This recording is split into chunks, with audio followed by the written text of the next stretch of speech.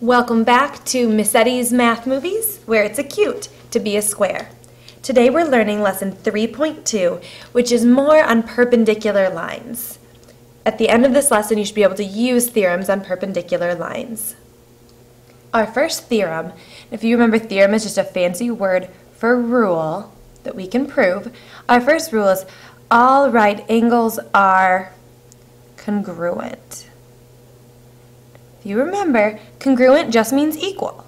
All right angles are equal to each other. Well, yeah, that makes sense because they're all 90 degrees. This is a right angle, this is a right angle. They're both 90. They're congruent to each other. They have the same measure.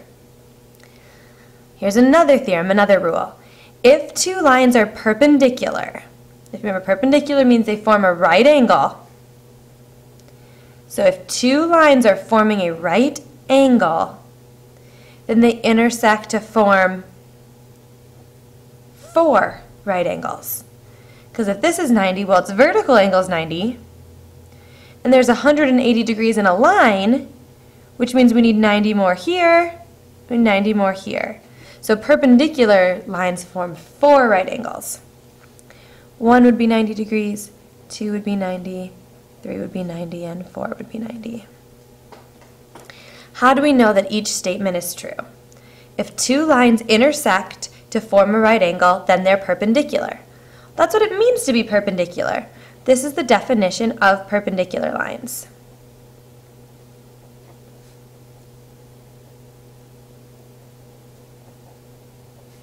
Remember, the symbol for perpendicular is an upside down T.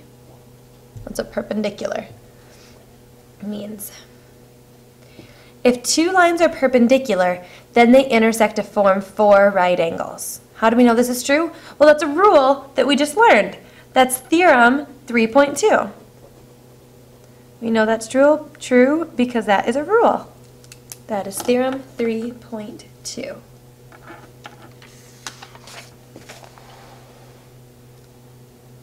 Example 1. In the diagram, R is perpendicular to S. So there's your symbol. That means perpendicular. That means perpendicular. So it's forming a right angle. R and S are forming a right angle. There it is. And R and T are forming a right angle. Okay. Decide whether enough information is given to conclude the statement is true. So asking us, do we know this is true? Do we know this is true, and do we know this is true? And we have to explain. All right, do we know that 1 and 5 are congruent? Well, yes, we do know that because they're both right angles. That would be our reasoning. Enough information is given. They are both marked as right angles. And by theorem 3.1, right, that's the theorem that says all right angles are congruent. Let's check the next one. 4 is congruent to 5. Well, let's see. What do we know about 4? Well, 4 is vertical with 1. If you remember, vertical angles are equal. So it means 4 is a right angle. So are 4 and 5 the same? Yes, they are. We know that for sure. This information is enough. 4 is a right angle because I'm not sure what they want me to put there. And 5 is marked as a right angle. Oh, I know what it is now. Because R is perpendicular to T. That made it a right angle there. By theorem 3.1, which says all right angles are congruent. 2 is congruent to 3. Well, it kind of looks like it, but they didn't tell us that they're equal. They're not both right angles. We don't know if they're both 45 or not. So this is not enough information. All right, so now I want you to do the same thing here. Do 1 through 4 now. You're either saying yes or no and explaining. Is there enough information? So yes or no, then explain. If there's enough information or not. Do we know 6 and 10 are equal for sure? Do we know 7 and 10 are equal for sure? Same thing all the way down. Theorem 3.3. If two lines intersect to form adjacent congruent angles. Okay, let's think about that. Two lines intersect. So we've got angles that are next to each other. Remember, adjacent just means next to. Congruent means equal. So if these angles are both equal, well, they have to make 180. So if they're equal, they both have to be 90. So if we know those angles are congruent and they're making a line, that means they have to be 90, which means the lines are perpendicular.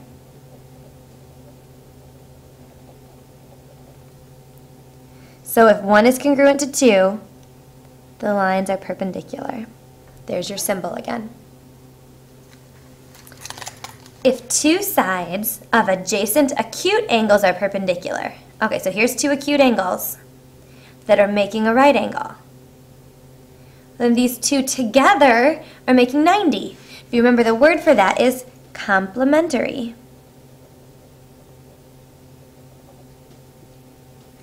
So if this side of the angle is perpendicular to this side of the angle, then those two angles have to make 90. These rules should all make sense to you. In the helicopter at the right are AXB and CXB right angles. You can't see very well, but they've marked here that this angle is equal to this angle. If you look, we've got a straight line, so that's 180 degrees. And if these are equal, then they both have to be 90. So are they right angles? Yes, they are. So theorem 3.3 up here, if two lines intersect to form adjacent congruent angles,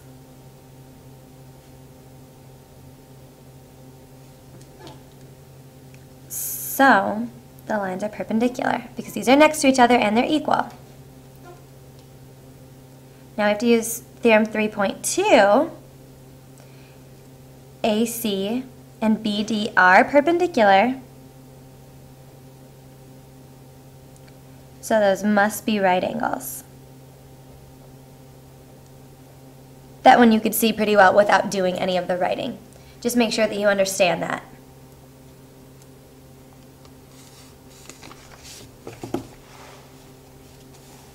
Example 3. Using algebra with perpendicular lines. The diagram at the right, EF is perpendicular to EH. Ray EF and ray EH are perpendicular, so they're making a right angle. So these two together are making a right angle. They are complementary. So if we were to write an equation, together they make a right angle, we'd add them together and set that equal to 90 because they're complementary. Then I got to subtract 30 from both sides. I have 6y equals 60. Then divide both sides by 6. Y equals 10. Now let's plug this answer back in to make sure that it works. So let's substitute 6 back in here. So, oh, I'm sorry, not 6, 10. Plug 10 back in here for 6y. So 6 times 10 is 60. That makes sense. 60 and 30 make 90. So that was a good check. Okay. I want you to do these now. This is M Cubed, signing out.